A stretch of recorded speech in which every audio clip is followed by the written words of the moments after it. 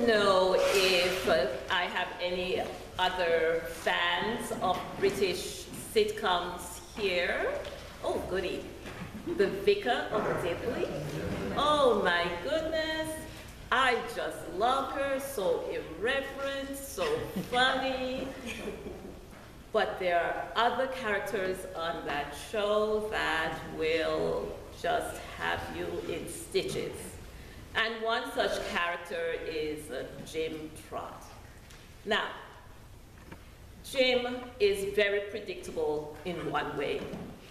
You say anything to Jim. You ask him a question, you ask him for his ideas, and Jim goes, no, no, no, no, no, no, no, yes.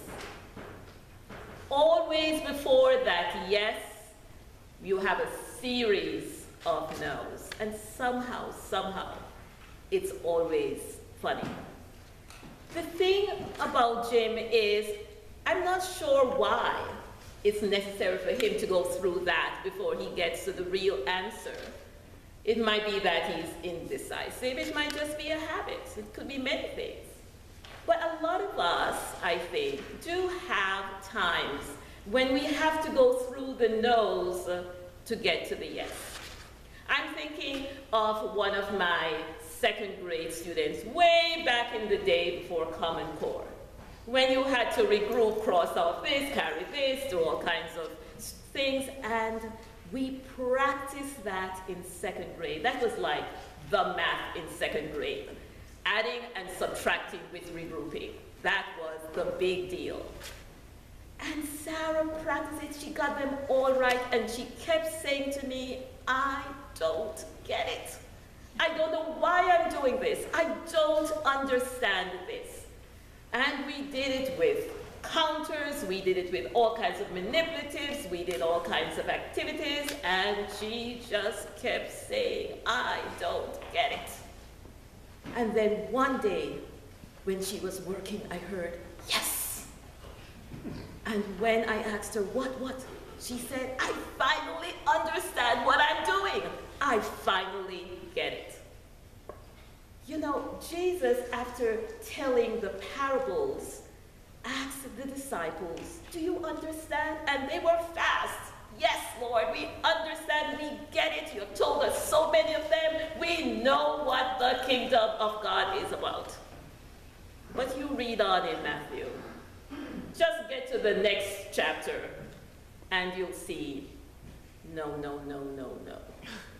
They didn't get it.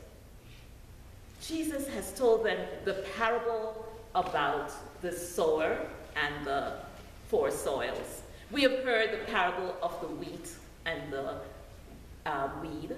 And now, today, we have 5 parables, one after each other. The yeast. We hear of the buried treasure.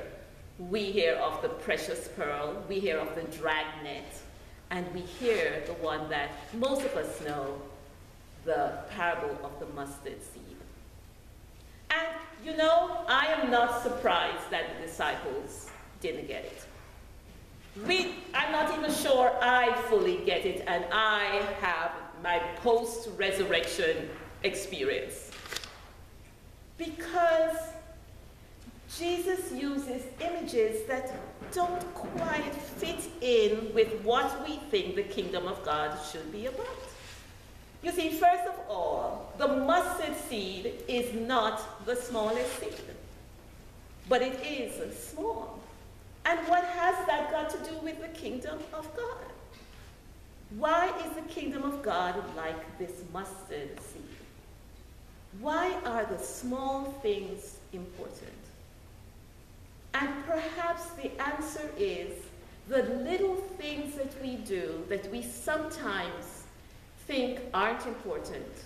The ministries, your kindness to each other, the meal you prepare for your neighbor who is sick, the person who picks up someone to come to church, who mentors students and teenagers on the side, the person who goes week after week to the mission center, who comes by and looks after the garden of someone who can't manage anymore.